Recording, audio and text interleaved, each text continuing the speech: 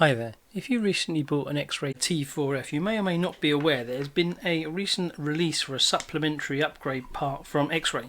That's to replace the pulley on the front. So if we look carefully at the pulley here, the belt is able to move away from the pulley in the centre. So if you have or haven't received one yet, you should speak to your local supplier and they will send you one of these, which is a Xray T4F supplementary sheet with a few extra parts which I've not fitted to my car yet, so I thought we'd do them together. This is the first time I've done one of these videos, so this is either going to work out or it's going to be horrific. So I'm just going to sit the car out of the way while we cut open the bag to get out the parts. So we should have in here the instruction sheet, which is, as it says, a supplementary sheet, and that's to replace the original instructions for page 11 step 2 in the instruction manual. And what this is, from according to that, a close look up, is we're going to add some shims and then we're going to put another side plate on right on the edge of the pulley here to stop the belt from sliding across. So here's all my extra parts. So just to make sure we've got everything here, there should be, according to 3, there's 4 spacers, another slightly thicker spacer, and then the edge for the pulley system. So I'm going to pull them out of the bag and have a quick check of everything's okay. Let's have a look. 1, 2, 3, 4. 4. Where's number 5? Oh, there it is. It's sitting on top. So there's 4 of those, 1 wide spacer, and then the edge piece as well. I'll shove those over there for the minute, and then we'll start on the disassembly process of the front of the T4F to remove the front lay shaft, because the whole assembly is going to need to come off so we can access it to put the guide on the other side there.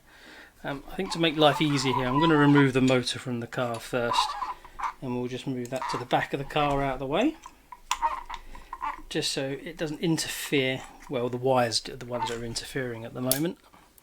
For those with OCD, they're only that colour because I haven't actually got around to changing them to all black yet. They will change to all black soon enough though, to make just the aesthetics more than anything else, because we all know the wires are all the same colour, always make the car go faster.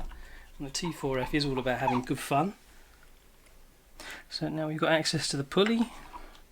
Just to show that there, we can see that nice and free, and we're going to have to remove this E-clip on this side and probably this one as well, so we can slide the whole thing out. That's going to need removing probably this body post and the suspension as well, but we'll take it step by step and see how much we can get away with not taking off the car first. So I'm going to start with taking the spur gear off.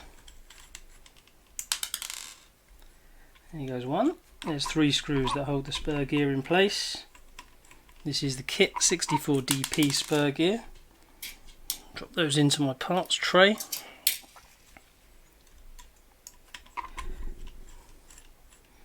And that should come away then. Here we go. I think we're probably going to need to remove the top tower and at least one of the shocks, but we're going to see how far we can get away with without having to take the whole thing apart.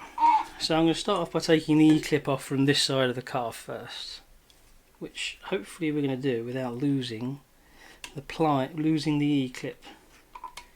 Not the easiest of things to get off, and probably not the best tool to get them off with either. But that's not got it just yet. Not an easy thing to get off an E-clip. Someone may well watch this and tell me there's an easier way to do it, and I'll be more than gratified to hear a way to do it as well, because right now that does not want to come off easily. Oh dear me. There we go, she's off, along with the retaining ring. So that ring goes on there and then the E-clip goes next to it, which makes it such a tight fit. So we just have to be sure that we remember that when we put the thing back together.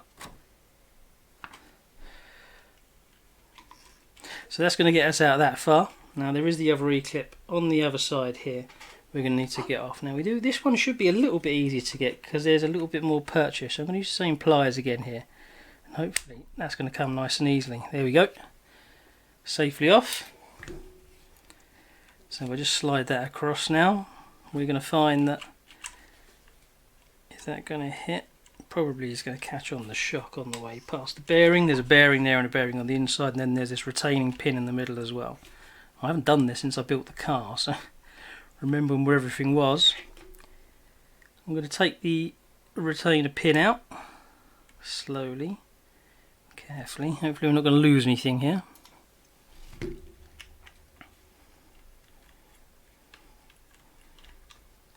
And then, right, that's now free.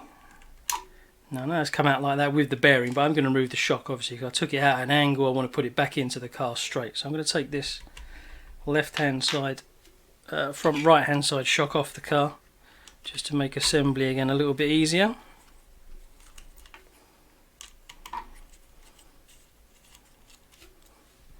That's clear. Remove the retaining spacer and the very, very long screw.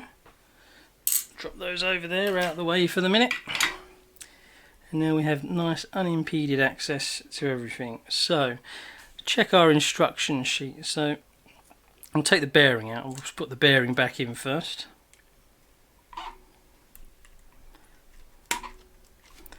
Here we go. And then next I'm going to slide the shaft in ever so gently and carefully, and then we should be going with the 4 metal spacers.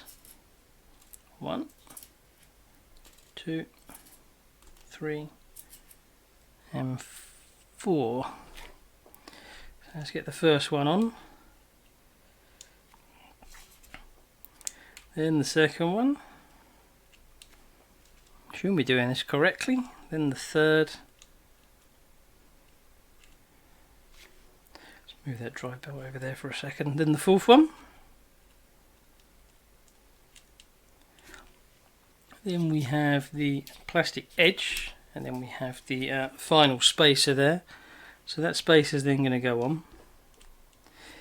Now, looking at that, the pin's got to go. This has got to go before the pin, otherwise, when that seats against the pulley like that, you're not going to be able to access the pin. So that's going to have to go in next.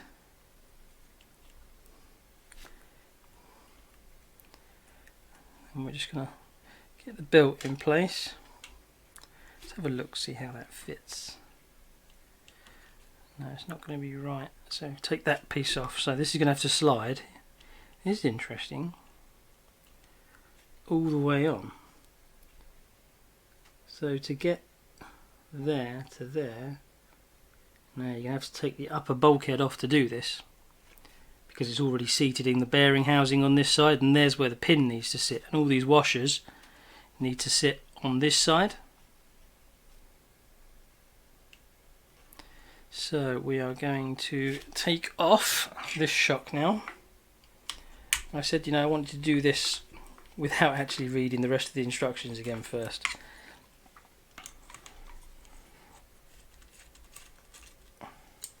So there goes the shock. Remove that. Then we're going to take off. We're going to take off the upper bulkhead there. Yeah.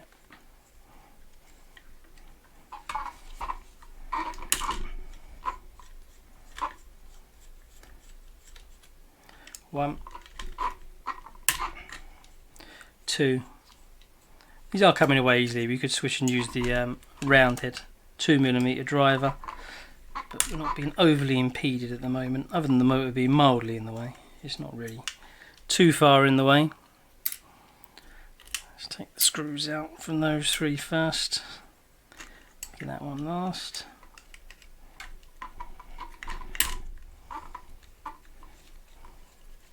This is the most maintenance I've actually done on this car since I've had it. It's a lot simpler to use than the standard touring car. There we go. There's the upper towel, front towel taken off. Leave that over there out of the way. Back round there. So I think we're going to take off. I'm going to take off this bulkhead, and then what we'll do is we'll feed everything on. Then we'll just slide this bulkhead back on afterwards. I think that's probably going to be the easiest way to do this.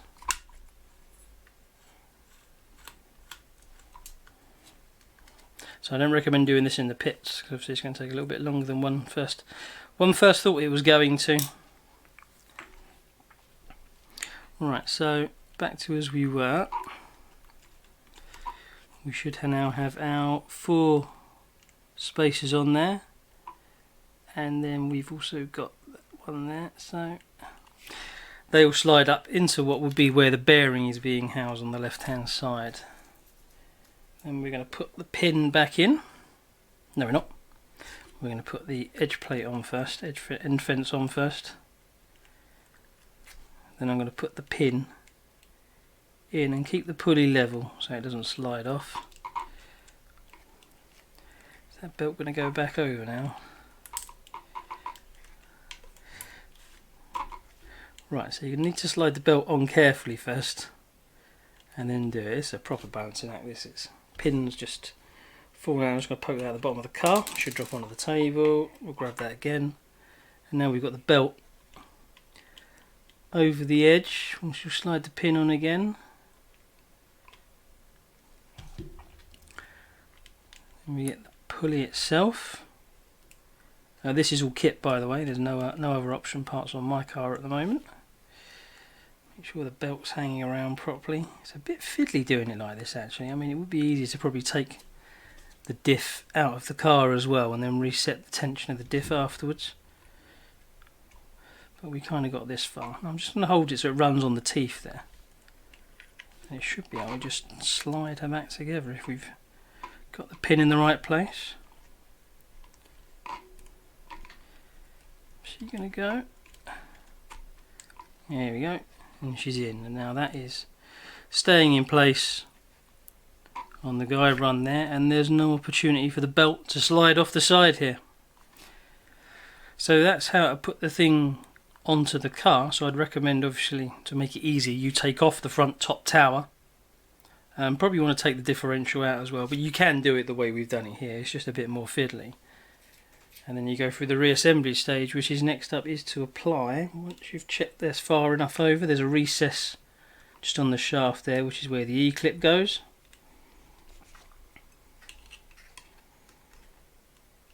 Hold your fingers either side of the E-clip just so it doesn't fly off somewhere. They should just clip nicely in, and that's that back in place.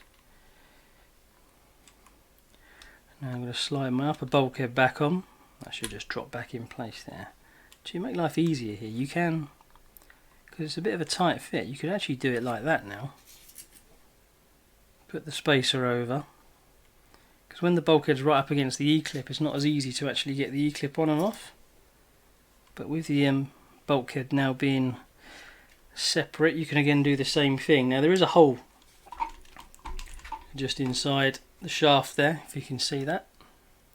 Just there, so you can kind of put the pliers in there like that and like that to also help balance the E-clip so it doesn't fly off, and just keep your fingers either side and just slide it back across like that, and that will get the bulkhead back in place. And then we're going to go back through our assembly process, which is just to screw on first the upper bulkhead.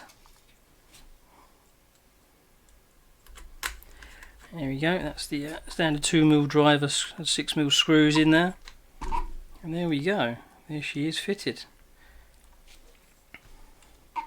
No further play there, there's no option for the belt to slip and move over there, so that should also limit the fraying.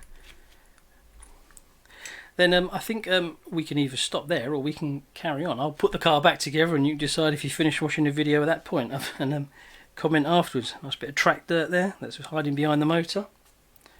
So now we've done that, I'm going to go ahead. I'm going to cheat a little bit here just because it makes it a little bit easier. Is drop in the lower screws for the front suspension mount. Screwdriver in. Now these are keyed, so they might pop out again if we don't quite line it up perfectly first time round. Is it going to go in? One. It's literally just about there. There we go. That's back on the guide pins now. And get my 2mm driver under there. Just tighten those up loosely. until I've got all 4 on. So obviously this is slightly different from the order you actually go about doing it in the instructions.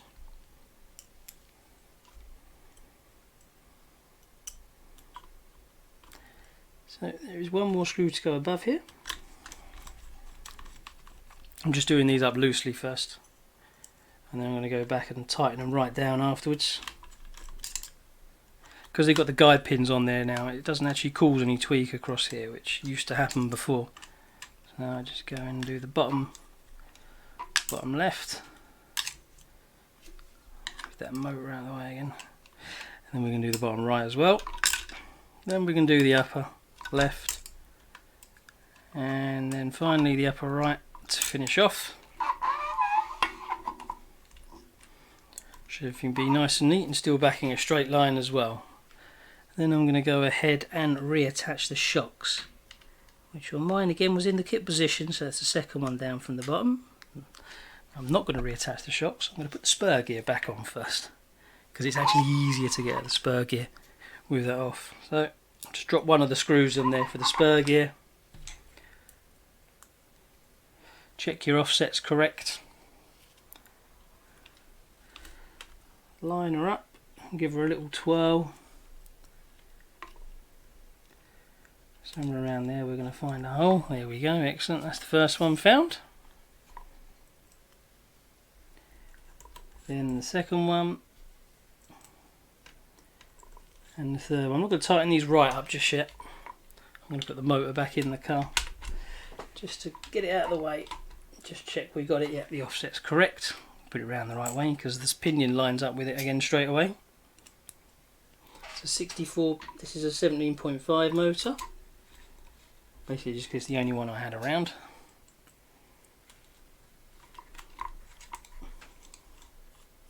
I'll reset the tension on that in a minute.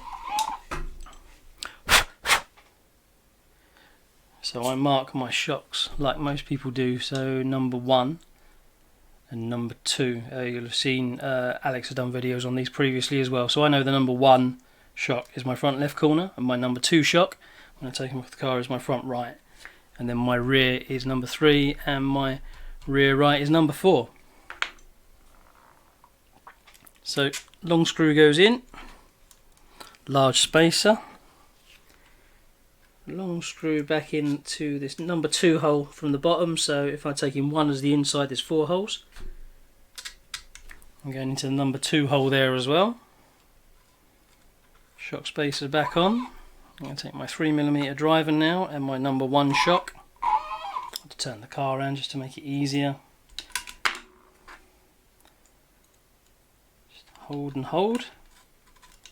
So I just hold my little finger on the back there, just to use that as the guide, and keep the screw from rotating on the back. And the same for number 2. Put that in there as well. No spacers on the bottom. Again, this is all set up as kit.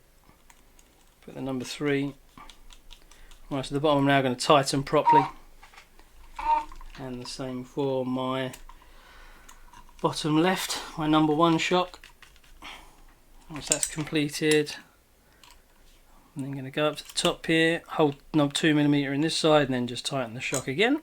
And the same for the front left, 2mm driver in there, stop it rotating. So if I turn like that, you see it turns the driver. So hold that, turn that one as well. And that is both the front shocks reattached to the car. Final thing to check is the gear mesh. So I just loosely put the motor back in there. So I need just a little bit more than what I've got there at the moment. And hold the pinion. Just want a tiny little bit of play, just a little bit of movement there. And then we're going to check that around the circumference of the spur gear to make sure there's no tight spots. And we're happy with that. We'll just go ahead, tighten her down, tighten that one first, just recheck. Yep, that's nice and free. Tighten down the second one, then the first one again. And then I'm just going to go ahead and just recheck again that everything's no binding issues there, no tight spots all the way around, all 360 degrees of the spur gear. And that's it. That completes the step replacement for the instructions on page 11, step 2 in the instruction manual. If you haven't received this yet, please get in contact with the person that you bought your Xray T4F from, and they will send one out to you. And just for the finishing view, there we go. That is the pulley, nice and secured from left to right now, so there's no chance of the belt coming off.